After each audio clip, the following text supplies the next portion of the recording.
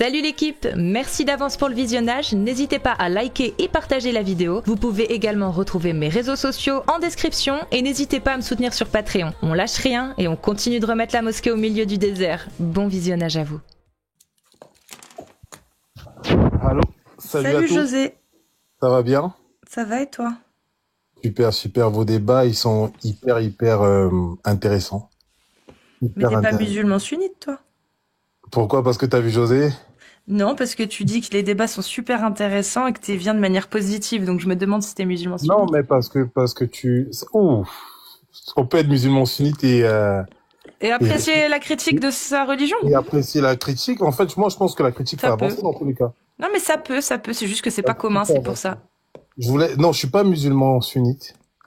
Mais en fait, je voulais vraiment, en fait, les sujets sont tellement profonds que je voulais discuter avec vous. Tu crois en quoi, toi? Donc, est-ce que toi, t'es croyante? Non. Enfin, ça dépend en quoi. En Dieu. Est-ce que tu penses qu'il y a un Dieu? Je sais rien. Borskak, est-ce que tu penses qu'il y a un Dieu? Je sais pas. Ok, et c'est Borskak, c'est ça? En fait, si tu veux, c'est une question qui change rien à ma vie. S'il y a un Dieu ou pas un Dieu. Mais pour moi, c'est hyper important c'est une question qui est hyper importante à répondre. C'est hyper important de trouver des réponses à cette question-là. Bah, c'est quoi la définition que tu donnes à Dieu, alors? Bah, créateur. Créateur de quoi? De la vie. Ouais, mais quelles sont ses propriétés, en fait? C'est quoi? Quelle est la définition que tu donnes à un Dieu? C'est pas juste un créateur de la vie. Si? Non, il y a plusieurs choses, mais on peut commencer par créateur de la vie, déjà. Donc ça peut être juste, par exemple, un champ électromagnétique, du coup, Dieu. Imaginons. Non. Donc il y a d'autres propriétés, alors. Parce que imaginons qu'un champ électromagnétique soit à l'origine de la vie. Mais non. Il rentre dans la définition. Donc la définition n'est pas complète. Donc c'est quelle définition? Non, qu'est-ce que je l'ai dit? Un champ électromagnétique n'est pas créateur de la vie. C'est un exemple, C'est-à-dire que si tu me donnes seulement cette définition pour Dieu, alors tout ce qui peut créer de la vie, ça peut être Dieu. Non, le Big Bang pourrait être Dieu. Finalement, pour quelqu'un qui croirait en un Dieu qui a créé la vie, pourrait se dire, ah bah le Big Bang, c'est mon Dieu. Mais justement, la science te dit qu'il y a un Dieu. Pourquoi? Tu parles de Big Bang. La Big Bang, attends, tu parles de Big Bang. Le Big Bang te décrit ce qui s'est passé. Mais le Big Bang te dit qu'il a forcément fallu qu'il y ait une intervention extérieure. Pardon? On n'a pas lu les mêmes analyses du Big Bang. Oui. C'est quoi le Big Bang? José, c'est quoi le Big Bang, s'il te plaît? Bon, du coup, il est parti. J'aimerais bien savoir d'ailleurs s'il est chrétien, mais moi, je veux savoir c'est quoi le Big Bang. Bon, bah, on attend. Allô? Oui, José, c'est quoi le Big Bang, s'il te plaît? Putain, la question, elle fait bugger la connexion. Mais avant de savoir ce que c'est le Big Bang, t'es croyant? Tu crois en quoi, José? Quelle est ta religion? En fait, je suis chrétien. Okay. Et le Big Bang, c'est le moment où l'univers s'est créé et ça décrit justement comment l'univers... Attends. Allô? Oui, attends, t'as parlé de la science. L'univers s'est créé lors du Big Bang, c'est ça? Ah putain, c'est compliqué. Vraiment, essaie de rester sur l'appli, on t'entend pas. Je suis là. Non, mais ça te décrit comment tu tapes. Regarde, c'est tout simple à chercher. Tu tapes sur Google Big Bang. Non, c'est pas à moi de taper. T'as dit. Non. Donc le début. Non, mais en fait, ça te décrit comment le monde, comment l'univers s'est créé, comment ça s'est fait. Donc du coup, c'est quoi ta question? L'univers s'est créé à partir du Big Bang, c'est ça? Ça décrit comment ça s'est créé. Je viens de te le dire. Donc bravo. En tout cas, refais une recherche sur qu'est-ce que c'est que le Big Bang, parce que là, t'as la définition. Je sais pas d'où tu l'as sorti. Bon, j'ai besoin de donne-la-moi alors. C'est le début de l'expansion de l'univers. En fait, c'est juste que tous nos outils, le Big Bang, en fait, c'est tous nos outils et toutes nos technologies actuellement, elles nous permettent de calculer le. Il y a Clemzy qui arrive. Si jamais. Ouais. Ah bah nickel alors. Il arrive. Tu veux le faire monter parce que lui il va expliquer encore mieux. Okay. Moi j'explique avec mes mots tel un amateur, mais c'est le début de l'expansion de l'univers, c'est pas le début de l'univers. Il y a rien qui dit que le Big Bang c'est vraiment un début absolu à l'univers. Ah là là.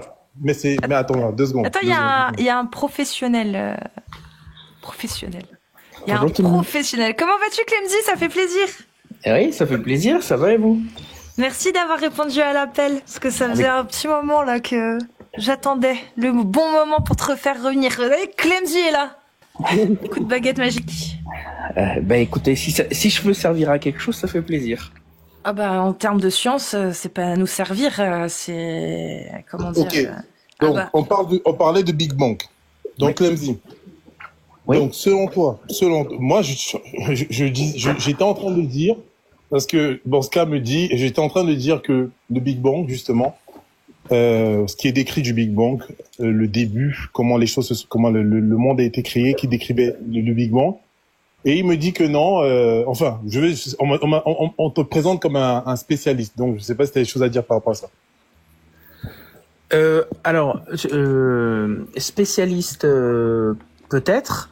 En revanche, ça dépend parce que quand vous parlez du Big Bang, vous parlez de quoi? De la version un peu vernaculaire, standard que les gens ont, ou est-ce qu'on parle vraiment du modèle lambda CDM?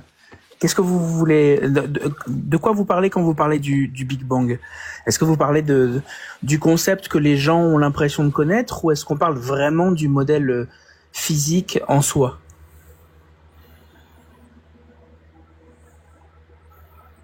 Il parle du Saint-Esprit. Déjà, dans le modèle lambda CDM, il y a pas de concept de Saint-Esprit ni de Dieu, parce que le modèle lambda CDM n'implique pas un commun. L'affirmation que tu as faite, José, au début, c'était que même la science affirme qu'il y a forcément un Dieu parce que le Big Bang nécessite. Donc, voilà. ce que je dis, d'accord. l'affirmation, c'est que même la science, c'est-à-dire que ça te décrit ce qui s'est passé. Mais pour que tout ça se passe, il y a forcément fallu une intervention extérieure. D'accord. C'est-à-dire que on te parlera de réglage fin, parce que Borski, il a pris la parole pour me dire, c'est pas le début, c'est l'expansion. En fait, c'est la même chose. C'est la même chose. Donc, ça te décrit exactement ce qui s'est passé, mais te dit, le réglage fin de l'univers, il y a forcément eu besoin d'une intervention extérieure. Ça ne vient Début de l'expansion et début de l'univers, c'est pas du tout la même chose. Toi, tu dis que l'univers a été créé à partir du néant. La création, c'est à partir du néant. Dans la définition de la Genèse. Franchement, je chipote sur des mots. On parle de la même chose, de manière courante. Quand on te parle du Big Bang, on parle du pas début. du tout la même chose. Je t'assure que c'est pas la même de manière courante, quand on te parle du Big Bang, on te parle du début. On va pas aller chipoter sur des trucs. Tout le monde, de manière courante, quand on parle de début, on parle de ça. On parle de comment ça s'est fait, comment ça s'est créé. Maintenant, tu dis expansion, création, expansion, on peut épiloguer pendant des jours. Donc, je dis juste que, pour terminer, je laisse Clemcy prendre la parole. La description du Big Bang, c'est une chose, on te dit tout, mais justement, dans cette description-là, il a bien fallu une intervention extérieure. Ok. Alors, effectivement, si on imagine que le Big Bang, c'est le concept qu'on lit dans les livres de vulgarisation, je peux comprendre ton point de vue. C'est vrai qu'il est souvent très mal expliqué. En fait, le Big Bang, pour information, c'est un terme qui est venu moquer le modèle. C'est un physicien qui n'aimait pas du tout cette idée et qui a dit en fait ce modèle c'est un peu stupide, c'est un peu comme un Big Bang qui serait une espèce d'énorme explosion, etc. Donc en fait déjà le modèle il s'appelle pas le Big Bang, il s'appelle le modèle lambda CDM. Pourquoi? Parce que c'est un modèle qui va décrire une évolution de l'espace-temps avec deux caractéristiques principales. D'abord un lambda, c'est-à-dire une vitesse d'expansion de l'univers que Einstein a dit être sa plus grosse erreur, non pas sur le calcul mais sur l'interprétation qu'il en avait, et CDM qui veut dire Cold Dark Matter, qui veut dire donc que pour que le modèle fonctionne, il faudrait une matière, un genre de matière qui a des conséquences gravitationnelles mais qui n'émet aucune émission, donc elle serait noire ou transparente, disons, et froide. Bon. Donc ça, en fait, quand on parle du Big Bang, que quelqu'un qui s'y connaît parle du Big Bang, il parle en réalité du modèle, pas de la théorie, c'est pas une théorie, c'est un modèle, du modèle lambda CDM. Comment se passe le modèle lambda CDL? Qu'est-ce qu'il suppose? Il suppose deux choses vraiment importantes. Premièrement, que quand on observe l'univers et la façon dont il a de s'étendre, ça veut dire que si on remonte dans le passé, si on inverse la flèche du temps, toutes les géodésiques, c'est-à-dire toutes les lignes que doivent suivre les différents composants de l'univers, se rapprochent les uns des autres et se condensent et dans leur espace et dans leur dans leur gravité, dans leur concentration, dans leur densité si tu préfères. Et à un moment donné, quand on finit par remonter suffisamment loin la flèche du temps, donc on revient en arrière, si on peut dire, à un moment donné, les densités, les températures et l'espace pris par l'espace-temps, disons, le volume pris par l'espace-temps, devient tellement petit qu'on se retrouve face à un mur, que l'on appelle le mur de Planck. Planck étant le nom du physicien qui a conceptualisé le quantum d'action, c'est-à-dire, disons, le plus petit cube d'espace-temps possible. En dessous de ça. Max Planck, c'est ça. Exactement, Max Planck. C'est pour ça que tant de choses sont appelées d'après Planck, parce qu'il a vraiment... Voilà.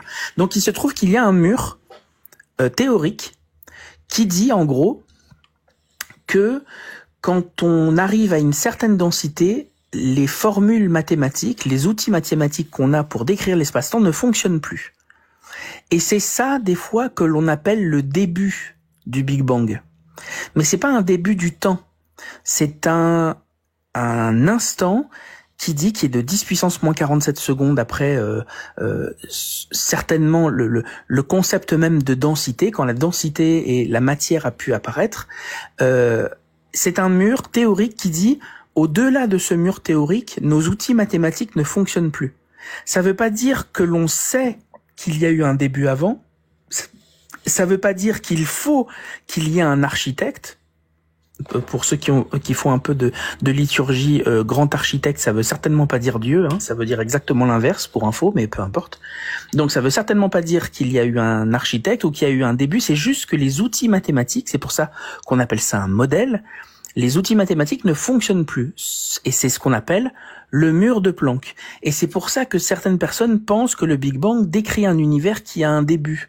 Or, pas du tout. Le modèle lambda CDM, que l'on appelle vulgairement le Big Bang, n'implique pas de début. Le modèle standard de cosmologie, pour info, pour ceux que ça intéresse, c'est un FLRW avec un delta et matière froide et qui a 6 paramètres ajustés aux données.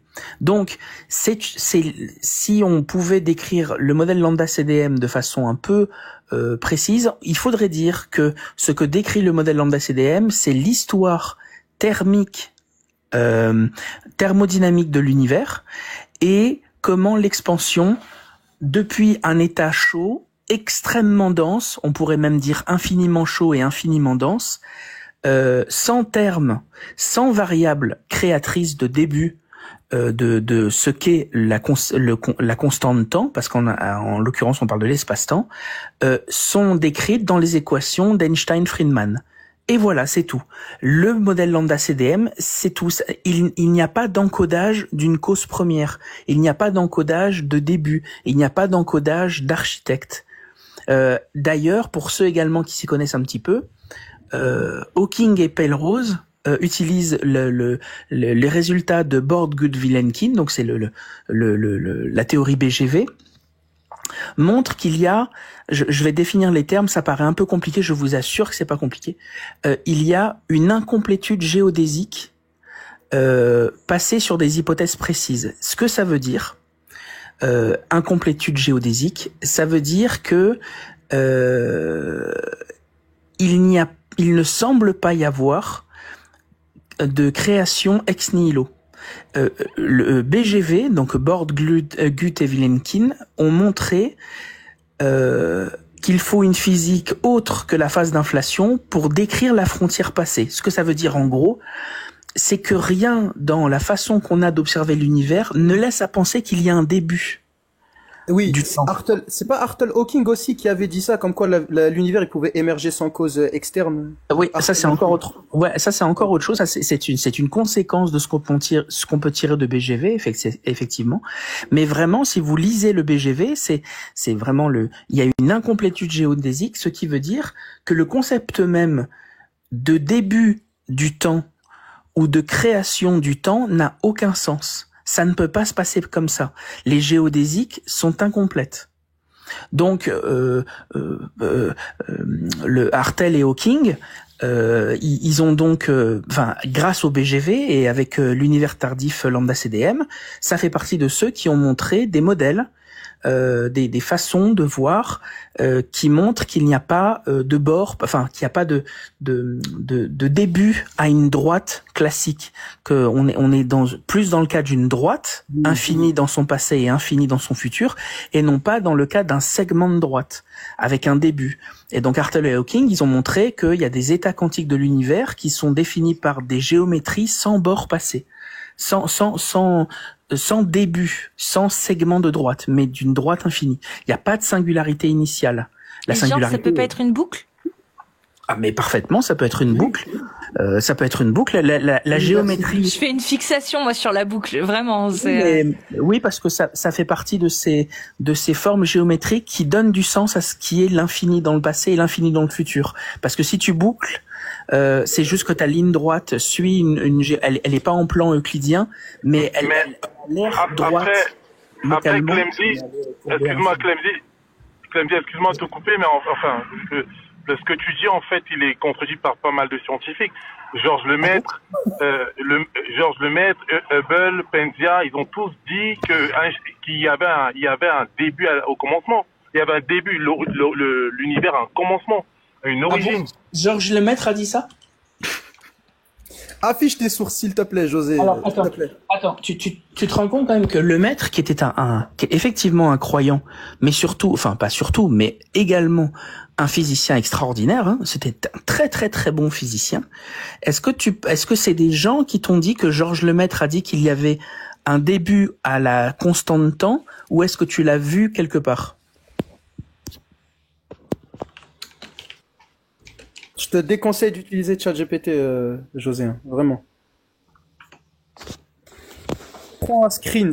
Là, ce que tu viens d'affirmer, prends un screen de ce que tu viens de voir là sur ton téléphone et montre-le, affiche-le. Mais attends, deux secondes. C'est pas, attends, c'est ce que tu es en train de dire. Dans tous les cas, on n'y trouve pas que de la merde sur ChatGPT, mon gars. Non, ça veut dire que si t'es sur ChatGPT, si tu fouilles sur Google, ça veut dire que c'est faux. Internet, ça sert à travailler, à nous renseigner. Tu regardes quelque chose, tu lis, tu fais tes sources, ça ne décrédibilise en rien José, ce qu'on te demande juste, c'est, alors, imaginons que ChatGPT t'ait dit ça, effectivement, mais ChatGPT ne fait pas des phrases toutes simples, genre, Georges Lemaître a dit qu'il y avait un début à l'univers. Ce qui va te faire, c'est te contextualiser la chose. Est-ce que tu pourrais nous contextualiser le cas, apparemment, où Georges Lemaître aurait dit qu'il y avait un début à l'univers? Parce que moi, ça m'intéresse. Parce que personnellement, moi, j'ai lu les Annales de la Société scientifique de Bruxelles, où Georges Lemaître prend la parole, et dans ce qu'il dit, c'est vrai que si tu lis en diagonale, on pourrait avoir l'impression qu'il parle de ça, parce qu'il parle dedans d'œufs cosmiques, d'atomes primitifs. Et si c'est ça, ça veut dire que ChatGPT a fait une erreur, il fait une interprétation, et quand il parle d'atomes primitifs et d'œufs cosmiques, il ne parle absolument pas d'un segment de droite concernant le début de la constante de temps. C'est pas de ça dont il parle. Ok.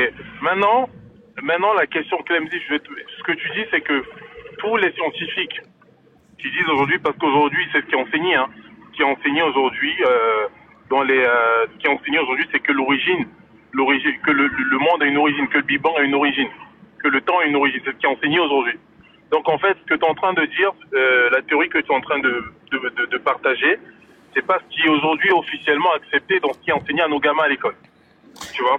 J'ai une très bonne réponse à te donner. Donc, juste avant que tu donnes la réponse. Oui. J'ai fait un test. J'ai demandé à ChatGPT si Georges Lemaître avait affirmé ceci. Et moi, il m'a dit que, en gros, il n'a pas affirmé catégoriquement que le temps avait un commencement absolu. Il dit qu'en 1931, il propose l'hypothèse de l'atome primitif en parlant d'un commencement du monde, mais il le présente comme une possibilité scientifique, pas comme une certitude. Est-ce que ChatGPT a raison là, Clemzy? Oui, tout à fait. Et parce que l'atome primitif, ou en fait lui il disait primitive egg aussi, œuf cosmique. C'est ce que tu viens de noter, de citer, c'est exactement ce dont je parlais. C'est les Annales de 1931. Lui, il parlait d'un état. Il parlait pas d'une création ni d'un début. Il parlait d'un état initial. Il était très précis quand il parlait, le maître. C'est pour ça que c'était un si bon scientifique. Deuxièmement, j'ai une réponse à te donner, José. Attends, je vais le dire, excusez-moi, Kazid, et je demande à tout le monde, aujourd'hui, en fait, on respecte quand même bien le travail qui est fait en France, au niveau de l'éducation, au niveau de la science. On est dans un pays aujourd'hui où officiellement, qui est enseigné aux gamins, tout, c'est que le monde a une origine. Donc nous, en fait, si on vient avec une autre théorie, on ne serait pas dans ce qui est aujourd'hui accepté aujourd'hui au niveau de l'éducation nationale. C'est une très bonne remarque. Ça veut dire qu'on se baserait, on est en train de dire, on ferait une recherche, nous scientifiques de TikTok, on serait en train de dire que oui, en fait, ce qu'ils enseignent à nos marmots, c'est de la merde. Attends, c'est une très bonne remarque. Quand tu commences à faire des mathématiques à l'école, on t'apprend que tous les carrés sont positifs. Si tu multiplies deux nombres positifs, ça donne un nombre positif. Si tu multiplies deux nombres négatifs, ça donne un nombre positif. C'est comme ça qu'on t'apprend au début les mathématiques. Et puis un jour, on te dit pas que tout ce que tu as appris avant était faux, mais on te dit en réalité, alors en fait ça, c'est sur des nombres qui sont sur une ligne droite, mais en réalité il y a des nombres latéraux qu'on va appeler des nombres imaginaires. Ils sont très mal nommés, en fait ce sont des nombres latéraux, c'est juste qu'ils sont en deux dimensions, enfin sur une autre ligne, et ces nombres peuvent avoir un carré négatif. Ça veut pas dire que tout ce qu'on t'a dit jusqu'à maintenant était faux, c'était juste que pour pouvoir commencer à apprendre les choses, on simplifie, quitte à être faux, mais pour pouvoir apprendre au fur et à mesure les choses. C'est vrai, quand on apprend la physique et quand on apprend les maths et même d'autres sujets, on a tendance, par simplification, à apprendre des choses fausses ou croire qu'on a... Et plus tard, quand on devient de plus en plus éduqué, de plus en plus instruit dans un sujet, on commence à avoir des systèmes de plus en plus complexes. Et ces modèles complexes remettent en cause des choses qu'on avait appris auparavant. Donc ce que tu dis, je comprends d'où ça vient. Si on s'arrête à des niveaux introductifs de la science, on peut croire qu'effectivement tout a du sens, par exemple, quant au concept des causes et des conséquences. Toute cause entraîne des conséquences et toute conséquence a des causes. Et donc, au fur et à mesure, en physique, par exemple, ou en mathématiques, quand tu complexifies la chose, tu découvres des nouveaux concepts qui reviennent mettre en cause des concepts précédents plus simples et qui sont pourtant parfaitement cohérents. Ok, mais en tout cas, aujourd'hui, en tout cas, ton avis, ton hypothèse, elle n'est pas partagée par la majorité des scientifiques en France, tout simplement. Alors, elle n'est pas partagée. Elle n'est pas partagée. C'est ton hypothèse à toi. Mais non, pas du tout. C'est pas mon hypothèse. S'il y a bien une hypothèse officielle, c'est que le monde a une origine. C'est-à-dire que c'est ton origine, c'est-à-dire que c'est ce qui est enseigné en fac de sciences. Non, pas du tout. Déjà, fac de sciences, ça n'existe pas. Mais en fac de physique, par exemple, théorique, effectivement, c'est ce que pensent tous les gens jusqu'à ce qu'ils arrivent en première année de physique. Et là, on leur apprend qu'en réalité, pour simplifier, on parlait d'un début du temps, mais qu'en réalité, on parlait d'un état initial, ce qui ne veut absolument pas dire un début du temps. Un état primitif. Un état primitif. Et après, on t'invite à comprendre ce que veut vraiment dire le terme début, état initial, et qu'en réalité tout ça est bien plus complexe et que si on prend les choses de façon extrêmement précise, rien dans l'observation de l'univers par la physique fondamentale ne permet de dire qu'on a la preuve qu'il y a un début au temps, qu'il y ait un état initial à partir duquel nos systèmes mathématiques ne fonctionnent plus. Tout à fait. Le mur de Planck est une réalité scientifique. En revanche, justement, en revanche, le fait de dire que ça c'est le début du temps, c'est mathématiquement et physiquement faux. C'est impossible de pouvoir en tirer la conclusion que c'est le début du temps. Parce qu'en fait, rien ne permet de pouvoir savoir si c'est le début du temps ou pas. Donc, on ne considère pas que c'est le début du temps, parce qu'on ne peut même pas savoir si ce serait le début du temps. Attendu qu'en plus, on n'étudie pas le temps vraiment en physique, mais on étudie un phénomène qui, en réalité, a deux caractéristiques. On appelle ça l'espace-temps. Le temps tout seul n'a pas de sens en phénoménologie. Okay. L'espace tout seul n'a pas de sens. Qu'est-ce que tu penses, alors? José, juste avant, garde ta question, José, juste avant, Clemzy. Voilà ce que ChatGPT m'a sorti, voir si je l'ai bien paramétré, si je lui pose bien les questions. Parce que ça résume ce que tu as dit par rapport à justement Georges Lemaître. Pour lui, les équations d'Einstein, la cosmologie qu'il en tire, conduisent à un état passé très dense, où espace et temps cessent d'avoir le même sens qu'aujourd'hui. Mais il ne dit pas que c'est le néant avant, ni qu'il s'agit d'un commencement absolu. En fait, il laisse ouverte la question de ce qu'il y avait avant l'atome primitif, pour lui. C'est une zone où la science n'a pas encore accès. Exactement. Il décrit exactement ce qui est le mur théorique de ce qu'est le mur de Planck. Il a tout à fait raison. C'est une. Je l'ai dit, si la science n'a pas accès, c'est qu'il y a forcément une part de mystère. Alors, absolument pas. Absolument pas. Zeus n'est pas la vérité. C'est pas parce qu'à l'époque les gens ne savaient pas décrire le phénomène électromagnétique de ce qu'était un éclair que ça voulait dire que Zeus en était la source. Ça veut juste dire qu'on n'a pas les connaissances actuelles pour pouvoir comprendre. Donc, c'est tout. Donc aujourd'hui, en fait, on est face à nos limites d'hommes.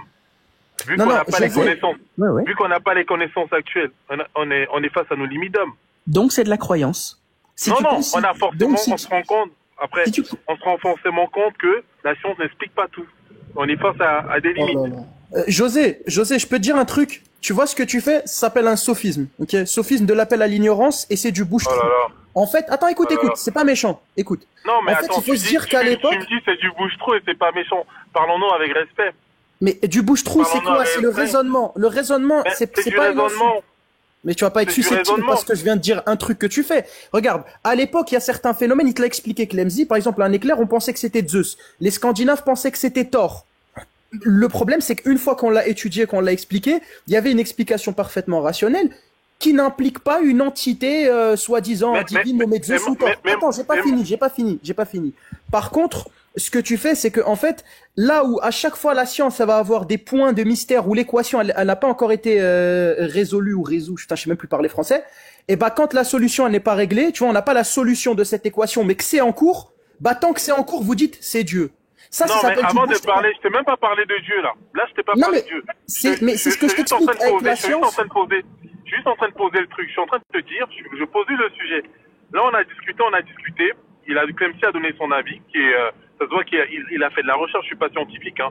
Donc je l'écoute et je sais aussi que les scientifiques ont des avis divergents parfois sur des sujets aussi importants. Donc finalement, j'entends ce qu'il me dit et il n'y a pas de souci. Et j'entends aussi et avec respect. Mais ce que je suis en train de te dire, c'est qu'au final, je te parle même pas de Dieu.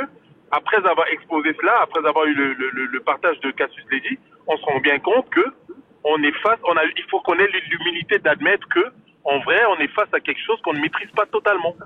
C'est juste ça, je t'ai pas parlé de Dieu là. C'est la démarche scientifique. La démarche scientifique ne fait pas des vérités absolues. Regarde, écoute, il faut que tu comprennes. Avant d'arriver à la démarche de Dieu, je te suis dans ton raisonnement. Je te parle pas de Dieu là. Là, on n'est pas sur Dieu. J'ai compris. Mais regarde, en fait, ce que je suis en train d'essayer de t'expliquer, c'est que dans ce raisonnement-là, imagine la science, c'est comme si là, il y a une gigantesque équation et qu'il y a eu plusieurs autres équations. La science, ce qu'elle fait, c'est qu'elle va les analyser et elle va chercher à décortiquer pour résoudre l'équation. La religion, qu'est-ce qu'elle fait? Elle voit des équations, elle met une croix sur l'équation, elle dit Dieu. Elle part sur l'autre équation, elle met une croix, elle dit Dieu. Là où la démarche scientifique, c'est une recherche complexe et méticuleuse pour avoir des explications.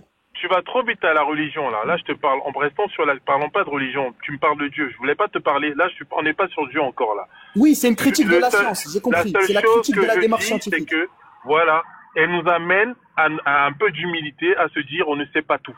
Point. Juste la démarche scientifique. Oui, mais toi, t'en sais encore moins, mais tu réponds. En fait, j'ai rien compris. Allez, j'ai la réponse. Par contre, la science, c'est je cherche à comprendre et je comprends beaucoup de choses. Par contre, il y a des choses que je comprends pas encore. Et c'est tout. Il y a cette humilité scientifique, oui. Non, par contre, toi, tu sais pas. J'ai l'humilité de te dire que je ne suis pas scientifique. Je viens te dire que. Qu'est-ce que j'ai dit? J'ai pas dit que j'ai la réponse à tout. Je t'ai dit ceci. Après avoir échangé là-dessus, on se rend bien compte qu'on est face à des choses qu'on ne comprend pas et on doit avoir l'humilité de le reconnaître. Fin. C'est tout. Oui, mais José, la différence. Donc je sais pas pourquoi. Ouais, oui. La différence entre toi et nous, c'est que toi, t'es arrivé en disant, mais attendez, vous vous rendez compte que même en science, on nous enseigne le Big Bang qui a un début. Et ça, toi, c'est par méconnaissance, ce que je pense qui est le cas. Et donc, tu laisses à penser un concept qui n'existe pas, à savoir que le Big Bang supposerait un début au temps et un grand architecte. Alors que la réalité, c'est juste que absolument pas. Rien dans le modèle lambda CDM ne laisse apparaître un grand architecte. Clemzy, en fait, je l'ai pas. J'ai suivi pas mal je saurais pas le retranscrire. Je vais pas rentrer dans un échange, un débat scientifique parce que je ne saurais pas l'expliquer, mais j'ai suivi pas mal d'échanges là-dessus par plusieurs scientifiques qui justement s'accordait à dire que l'univers a un début. Et c'est même pas c'est ce qui est enseigné aujourd'hui en fait dans tous les cas. Et finalement des scientifiques vraiment de renom. Donc je ne saurais pas moi expliquer leurs arguments à la place. C'est pas mon domaine. Donc moi je l'écoute de manière comment dirais-je. Je l'écoute de manière comment dirais-je comme un quelqu'un qui ne s'y connaît pas. Donc j'aurais pas les termes. Mais ton avis il n'est pas forcément partagé là-dessus. Ok, donc, alors finalement...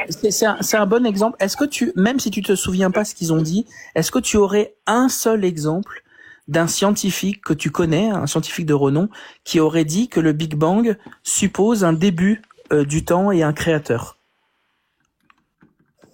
Un seul, juste un. Après, j'aimerais aussi savoir autre chose, mais d'abord, ce serait bien qu'on entende des noms. Parce que c'est vrai que depuis tout à l'heure, on entend des scientifiques, mais... Bah après, il y a une chose aussi, c'est que c'est bien de s'intéresser, c'est bien d'écouter, c'est bien de se renseigner. Mais Georges Lemaître, déjà, au final, tu en as tiré une conclusion qui n'est pas réelle. C'est-à-dire que c'est pas que tu mens, c'est pas que tu es malhonnête, bien loin de là. C'est juste que, finalement, est-ce que tu peux pas garder une possibilité comme quoi, bah... Quand tu dis, par exemple, que les scientifiques affirment que le Big Bang c'est le début, ben en fait c'est pas le début de l'univers dont ils parlent, c'est le début de l'expansion de l'univers, donc un début, mais pas le début du tout. C'est-à-dire Exactement. voilà, c'est-à-dire que c'est pas faux ce qu'ils disent, c'est juste pas complet dans l'ensemble des connaissances scientifiques. Mais au final, le fait de dire que le Big Bang est un début de quelque chose ne veut pas dire que c'est le début de tout. Et pour ça, José, moi j'aimerais savoir quelque chose, parce que pour le coup, bon, il n'y a pas eu de réponse pour la question de Clemzy, mais moi je veux savoir si ta méthodologie de compréhension, elle est cohérente ou pas. Parce que tu as fait appel à la science.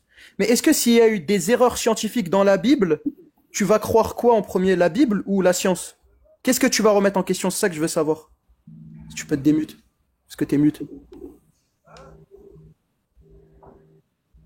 Je crois qu'il a disparu.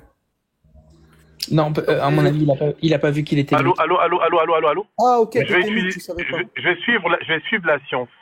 Et je vais te dire ce que je pense réellement. Ah, donc tu remets en question la Bible.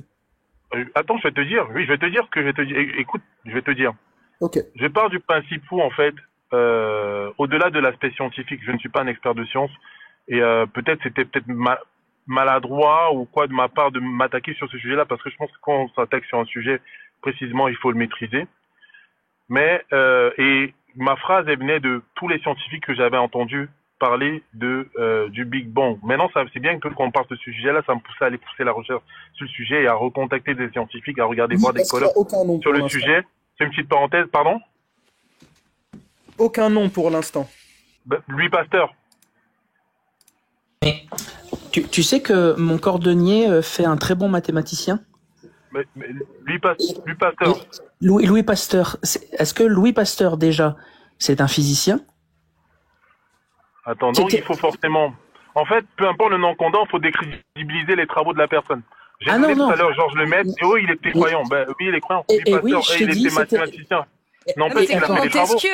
Montesquieu, quand il parle de la biologie physique et humaine des gens du Moyen-Orient d'il y a 1000 ans, Montesquieu, il a aucune formation. Ses travaux sur le sujet n'ont pas réellement de sens, tu vois. Pourtant, Montesquieu, il a d'autres choses dans d'autres domaines où c'est une référence. Bah là, c'est ce que dit Clemzy. Dans les travaux de Louis Pasteur, Oui, dans les travaux ils sont pas à prendre en compte, alors ça veut dire, je sais pas, je pose la question. Tu vois, par exemple, on a parlé de Georges Lemaître, croyant et extraordinairement bon physicien. Première chose que je t'ai dit, il est croyant, mais il était très bon physicien.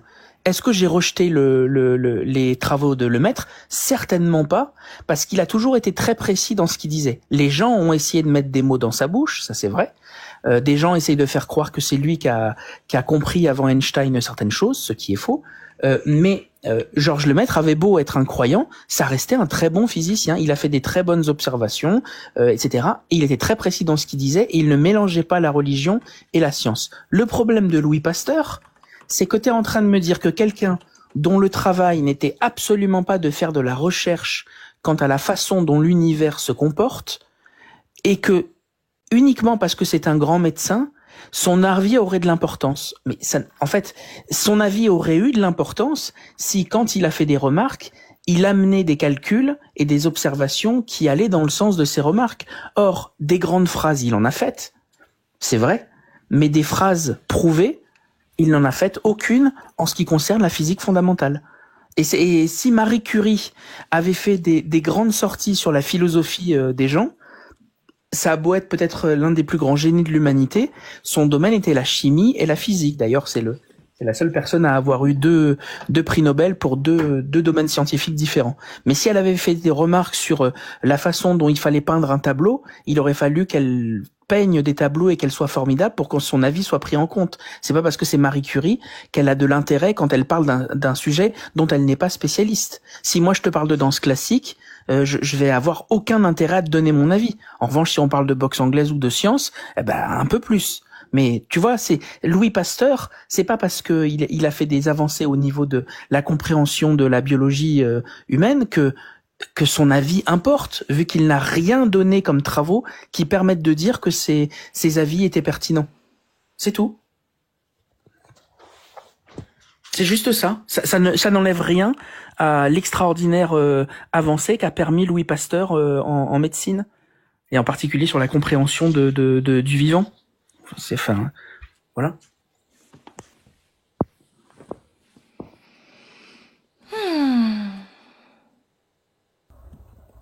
Ouais. Et José, moi justement, t'avais dit aussi quelque chose d'intéressant. Donc tu prendrais la science au-delà des textes de la Bible. Est-ce que je me suis trompé ou tu peux justifier? Il faut que tu te démutes. Ouais, c'est bon. Allô? Oui, du coup. Allô? Oui, on t'entend. Oui, donc je te disais en fait, moi je pense que... Il y a un problème de réseau, José, c'est pour ça. Dans ta question, parce que j'ai été un peu... Allô? Vous m'entendez? Ouais, Oui. mais on entend beaucoup de bruit Allô? aussi et t'as un problème de connexion. Ouais, Là, je disais que je pense que peut-être que... J'ai mal abordé le sujet. J'ai mal abordé le sujet dans le sens où aller sur un débat purement scientifique là-dessus, voilà. Maintenant, c'était pas forcément la façon la plus habile de partager mon point de vue sur le sujet. Donc du coup, on pourrait parler de... Donc maintenant, ce que tu me dis par rapport à ta question de si la science disait, est-ce que je serais embarqué dans la religion? C'est ça ta question? Par exemple, je sais pas, la religion, elle dit des choses contraires à la science. Tu vas prendre qui? Et moi, j'aurais une autre question pour après. Qu'est-ce qui t'a laissé penser à un seul moment que Louis Pasteur ait parlé du début de l'univers? Qu'est-ce qui t'a fait penser ça? Qui est-ce qui t'a parlé de ça et sur quels écrits tu te bases? Voilà, mais ce sera pour après. Je te laisse répondre, pardon. T'es à nouveau muté, José. Allô, ouais, je suis là. Donc je disais que... bon, je vais commencer par la deuxième question sur Louis Pasteur, en disant que en fait, ce serait... Là, j'ai pris la parole en disant que j'ai abordé le sujet de la mauvaise façon en parlant de l'aspect scientifique, d'en repartir à reparler de ça. C'est pas forcément ce qui va me permettre le plus de partager mon avis sur le sujet, Clemcy. Donc je pense que ça, repartir là-dessus, forcément tu vas aller dans des recherches ou bien dans des choses où tu es aller beaucoup plus loin ou quoi, ou finalement même c'est même pas mon point. Je veux dire, pour parler de science, faut être scientifique. Sinon t'es pas pris au sérieux. Sinon tu n'apportes pas grand-chose au débat. Maintenant, pour Borskas, tu m'as dit. Si la science disait quelque chose de contraire à la Bible, est-ce que je le dirais? C'est ça que tu m'as dit. Qu'est-ce que tu prendrais? Tu prendrais la science ou l'explication biblique? Moi, je pars du principe où, en fait, honnêtement, s'il y a un être suprême, si on parle d'un être suprême, et moi, je pense qu'il y en a forcément un, c'est-à-dire que la nature nous le dit, la vie, même la création de la vie nous le dit, tout nous dit autour de nous qu'il y a forcément quelque chose qui s'est passé, et il y aura pas forcément de contradiction sur le sujet. Donc, tu vois, il y en aura pas. Il y en aura pas. Comment? Donc tu prends du coup la Bible au-delà de la science? Non, je te dis que la science, je me dis, tu verras que les avancées scientifiques, et moi je me dis que j'irai dans la science en essayant de comprendre les choses. Je prendrai la science. Ok, tu prendrais la science. Bon, ça va. Au moins, ça reste un petit peu plus cohérent. Je prendrai la science parce que je pars du principe où on peut pas me faire croire quelque chose. J'essaie d'utiliser mon cerveau en toutes circonstances. Je peux pas, le but n'est pas d'être fanatique de quelque chose. Le Mais but, c'est tes de trouver les textes sont choses. censés être des messages divins du créateur de l'univers. Et le créateur de l'univers, il peut pas se tromper sur sa création, sur la description de sa création. C'est ça que je suis en train de te dire. Ouais. Donc du coup, pourquoi est-ce que tu y crois si ces mêmes paroles-là, qui sont contraires à ce que l'on peut observer maintenant, eh ben, tu y crois en fait. Pourquoi tu y crois? Qu'est-ce qui est incohérent? Croire à quoi? Qu'est-ce qui est incohérent avec ce qu'on peut observer aujourd'hui? Bah, je sais pas, par exemple, la théorie synthétique de l'évolution, tu vas la rejeter ou tu vas la prendre? Je la prendrai pas, l'évolution. Pourquoi? Elle a été faite par Darwin en 1800, il y a 200 ans, il y a 300 ans. Si tu l'observes, si là je te donne des espèces animales dont on a observé dans notre vivant leur évolution, et je parle pas de mutation, je parle pas d'adaptation, mais d'évolution, avec une spéciation, tu fais comment? C'est-à-dire, mais dans ce cas, pourquoi le singe de pluie n'est pas devenu homme alors dans ce cas-là? Oh là là. Attends. C'est pas la question qui t'a. Attends. José, c'est pas la question qui t'a posée. C'est pas la question qui t'a posée. Si jamais il venait t'apporter la preuve qu'on avait observé à temps humain les évolutions d'une espèce. Ok. Est-ce que tu changerais ta façon de voir l'évolution en général? C'est ça la question.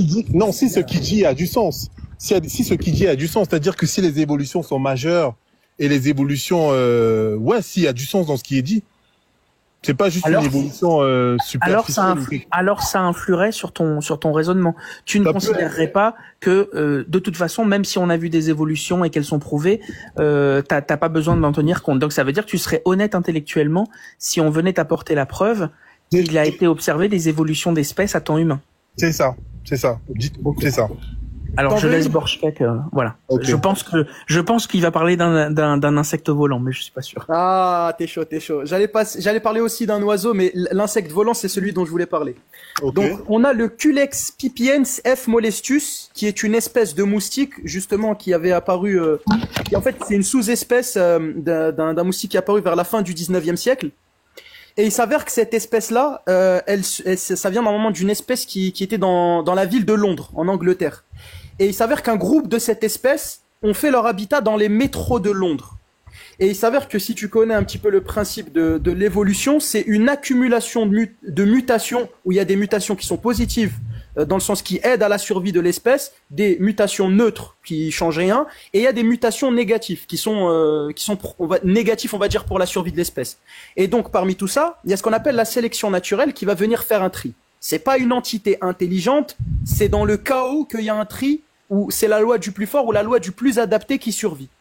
Donc, avec une accumulation de mutations génétiques, il y a ce qu'on appelle le phénomène de spéciation. À partir du moment où une espèce, il y a des changements physiques, il y a aussi qu'elle peut plus se reproduire avec l'espèce précédente en quelque sorte. Du coup, il y a eu quoi comme changement? Attends, regarde. Et du coup, ce qu'ils ont observé, c'est que cette espèce qui normalement c'était la même, et ben sur plusieurs générations, sur je sais pas combien de décennies, on a vu que déjà il y a eu des gros changements physiques, donc physiquement ce sont pas les mêmes. Génétiquement, il y a eu des changements génétiques, et aussi ces deux espèces ne peuvent plus se reproduire. Donc l'insecte, enfin le moustique que tu voyais à Londres, qui est normalement la même, et ben sur plusieurs générations, ils arrivent plus à se reproduire, car là, avec la spéciation, il y a eu une nouvelle espèce. Et ça, on l'a observé dans notre vivant. Et après, il y en a aussi un autre, ça, je sais pas si Kalemzi, tu le connais, les pinsons de Darwin, qui entre les années 80, enfin début des années 70 à la fin des années 80, on a pu voir une évolution aussi avec une spéciation. Mais voilà, pour l'instant, on reste sur ce moustique qu'on a observé dans notre vivant, on a vu son évolution. On fait comment avec ça? 2 secondes. L'évolution dont tu me parles, c'est le fait qu'ils ne peuvent plus, ils sont devenus stériles en gros. C'est ça pour toi, son évolution? Pas stérile, pas stérile. Majeure. Il y a une spéciation. En fait, ils sont plus enfin, on reconnaît que c'est plus vraiment la même espèce. C'est une nouvelle espèce. Donc, ils ne peuvent plus se reproduire, c'est ça? C'est ça. Et il y a eu des changements physiques et génétiques. Ils peuvent se reproduire avec leur propre espèce, avec leur propre nouvelle espèce. Ils ne peuvent plus se reproduire avec les autres espèces de moustiques dont ils sont les descendants.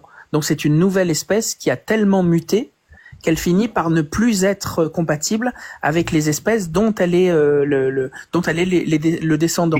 Et qu'est-ce qui aurait créé cette mutation en gros? Ah, C'est pas une création. En fait, imagine, les gènes, c'est comme un bug dans le système. En fait, il faut comprendre quelque chose. C'est que dans l'ADN, imagine, t'as mâle, femelle, le père, la mère. Les deux, ils ont 50% de leur patrimoine génétique pour la mère et 50% du patrimoine génétique du père. Et quand les deux se reproduisent, l'enfant, il a 50% de la mère, 50% du patrimoine génétique du père. Et parfois, il se peut qu'il y a des bugs dans ces gènes, et t'en as un, on dit que c'est un gène muté, du moins, je sais pas, il a été branché à l'envers, et en fait, ça peut avoir un impact. Généralement, c'est des impacts neutres, ça veut dire que ça change rien à la survie de l'espèce. Parfois, ça a un impact positif, il va y avoir un changement physique chez cette espèce qui va lui permettre de mieux survivre, et si elle se reproduit, eh ben, elle va aussi garder ce patrimoine génétique avec le gène muté, qui va transmettre à ses descendants. Ou sinon, bah, quand c'est une mutation négative, eh ben, il s'avère que l'enfant, il aura un désavantage physique qui fait que quand il va se reproduire, enfin, il va avoir du mal à survivre dans son milieu, il va pas forcément créer une descendance, tu vois. Et c'est pour ça que la sélection naturelle, c'est un processus qui, dans le chaos, il y a un tri qui se fait entre ceux qui survivent le mieux à l'endroit. Exactement. C'est exactement. Il a tout à fait raison. C'est un chaos qui a quand même une direction, et cette direction, elle est donnée en grande partie, pas que, elle est donnée en grande partie par la survie, par le fait que certaines mutations permettent de mieux survivre et d'autres empêchent la survie. Donc, pour information également. Et celle-là, elle fait quoi? Celle-là, elle permet de mieux survivre ou elle empêche la survie? Ah bah là, si elle empêche la survie, ce qui est, à mon avis, le cas le plus commun des mutations génétiques. Alors, naturellement, ces individus vont mourir plus tôt, avoir eu moins l'occasion de pouvoir se reproduire. Merci. Si par chance, parce que ça leur permet d'un peu plus survivre, eh ben elles vont vivre plus longtemps et mieux se reproduire. Donc, la tautomérie des bases, c'est-à-dire le basculement spontané des protons, les erreurs d'appariement, tout ce qui fait que chimiquement, l'ADN permet des mutations.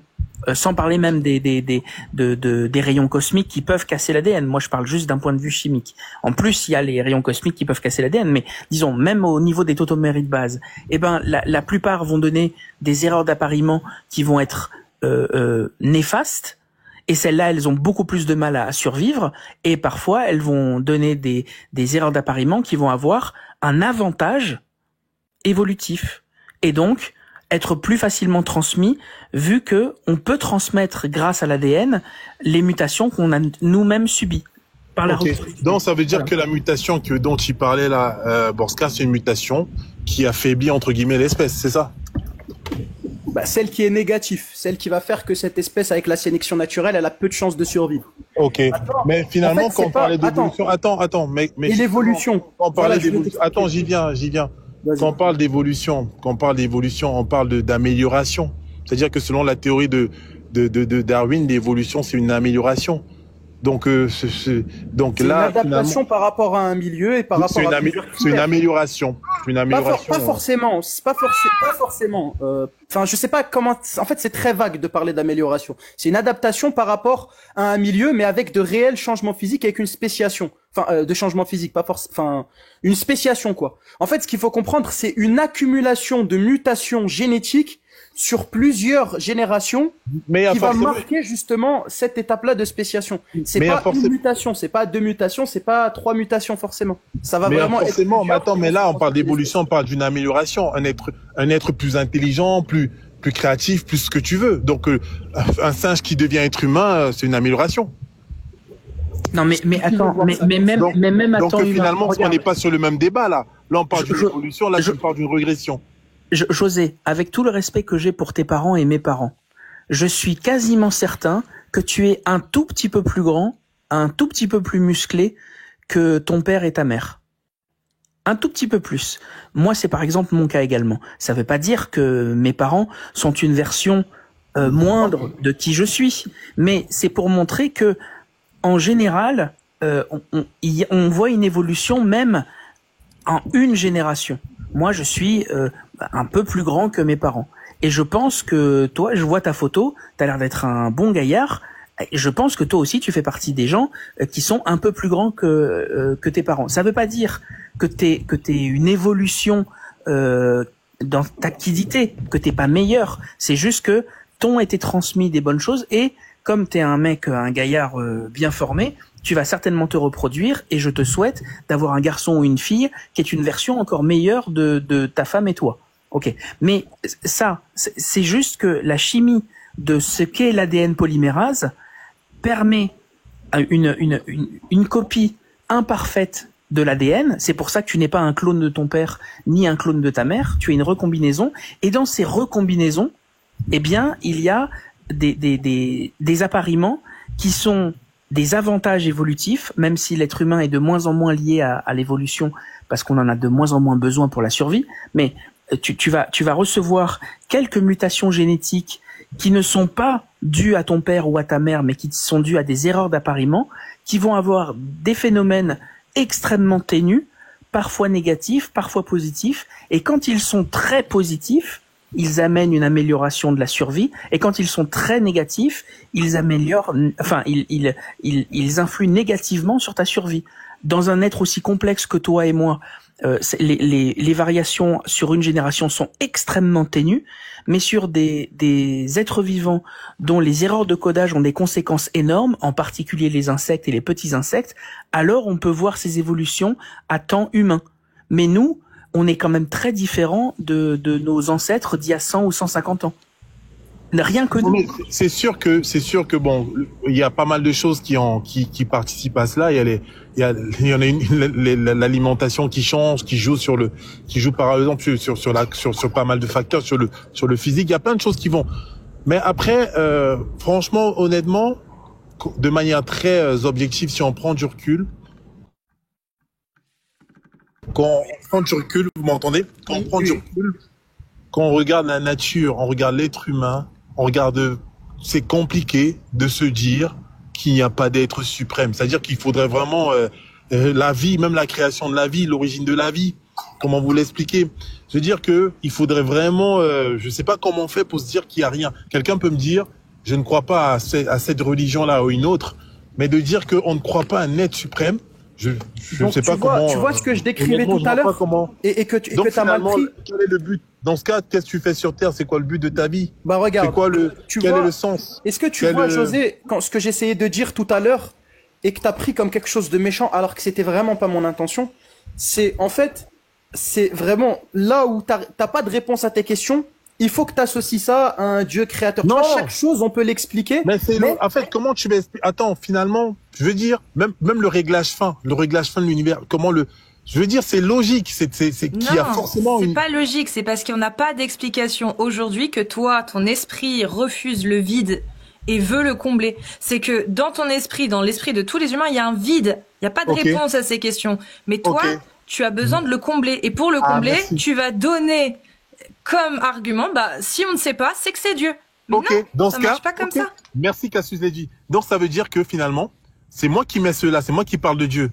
Donc ça veut dire que je peux me tromper comme ne pas me tromper. Donc ça veut dire que toi qui penses qu'il y a peut-être rien, c'est peut-être un Dieu. Mais bien sûr, mais personne. Donc ça veut dire que. Donc ça veut dire que dans ça pourrait être une licorne aussi, hein. Ok, oui, mais ça pourrait être Dieu aussi. Ouais, ok, Dieu ça peut être. Ok, admettons. Ou dans Dieu ce bide-là, dans ce bide-là, ça pourrait être un Dieu. Oui, ça pourrait être plein de choses. Ok. Ça pourrait être plein de choses. Ok, donc à partir du moment où il y a potentiellement un Dieu. Où il y a potentiellement une licorne Dieu qui a tout créé en pétant des... Bah si, c'est possible aussi, je suis désolée.